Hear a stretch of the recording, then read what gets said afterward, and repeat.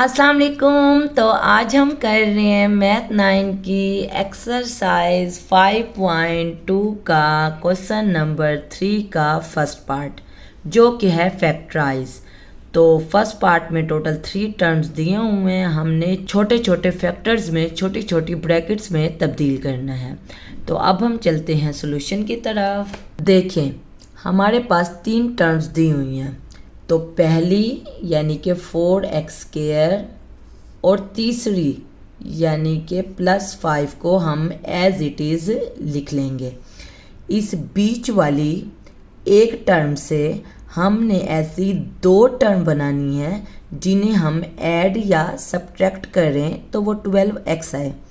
उन दोनों को हम मल्टीप्लाई करें तो पहली और आखिरी वैल्यू को मल्टीप्लाई करके जो आंसर आया है वही आंसर इन दो को मल्टीप्लाई करके आए। देखें, मैंने पहली और आखिरी वैल्यू को मल्टीप्लाई करके साइड पे लिख लिया है, जो कि बनता है 20x²। इसको आप माइंड में बिठा लें।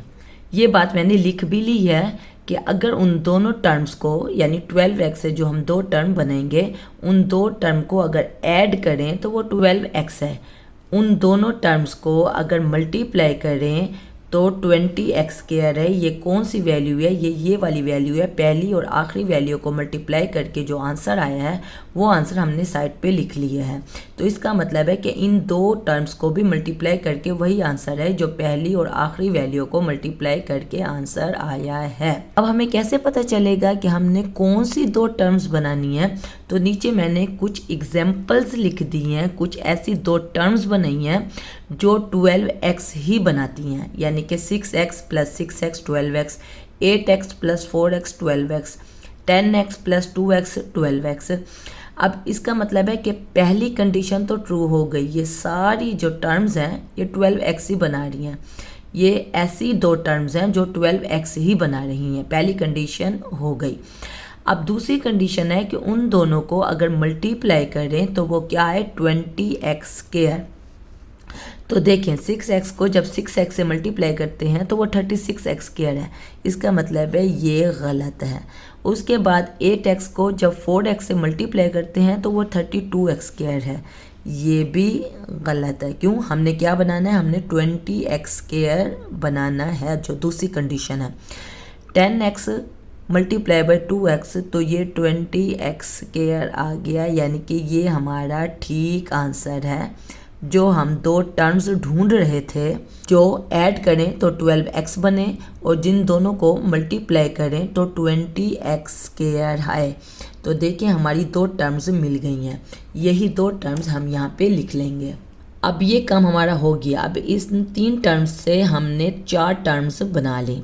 तो पहली 2 टर्म्स में देखेंगे कि क्या चीज़ कॉमन है। देखें, पहली 2 टर्म्स में एक तो x कॉमन है और दूसरा 2 भी कॉमन है। देखें, 2 के टेबल में 4 भी आता है, 2 के टेबल में 10 भी आता है। 4 का क्या मतलब है? 2 × 2। तो अगर हम 2x कॉमन ले लें तो 4 का मतलब है 2 × 2, तो 2 चला गया, बाकी 2x बच जाएगा। फिर बीच में प्लस है तो प्लस आ जाएगा। 10 का मतलब है 2 × 5, तो 2x चला गया, बाकी क्या बच गया? बाकी 5 बच गया, तो हमने 5 लिख लिया। फिर अगली 2 टर्म्स में देखेंगे कि क्या चीज़ कॉमन है। तो हमने देखा कुछ भी कॉमन नहीं है। जब कुछ भी कॉमन ना हो तो हम +1 कॉमन ले लेते हैं, यानी कि 1 लेंगे और एज इट इज़ जो दोनों टर्म्स हैं वो अंदर लिखी हुई आ जाएंगी। तो 1 कॉमन लिया तो 2x वैसे का वैसे आ जाएगा। फिर बीच में प्लस है तो +1 कॉमन लिया है तो 5 आ गया, यानी कि 5 का मतलब क्या है? 1 × 5, तो 1 कॉमन चला गया। 2x का मतलब क्या है? 1 × 2x, तो 1 कॉमन चला गया। अब देखें, नेक्स्ट हमने देखना है कि ये जो ब्रैकेट हमारे पास बनी है ये अगर सेम टू सेम बनी है तो इसका मतलब है जो हमने एक टर्म से 2 टर्म्स बनाई हैं वो बिल्कुल ठीक बनाई हैं। तो देखें, 2x + 5, 2x + 5, तो दोनों सेम हैं, तो इसका मतलब है कि हमने ठीक काम किया है। अब 2x + 5 इस पूरे को हम कॉमन ले लेंगे।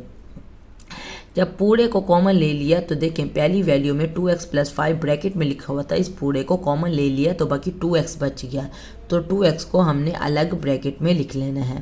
फिर अगली टर्म में देखें 2x + 5 ये पूरा कॉमन चला गया, बाकी +1 आ गया तो +1 को लिख देंगे।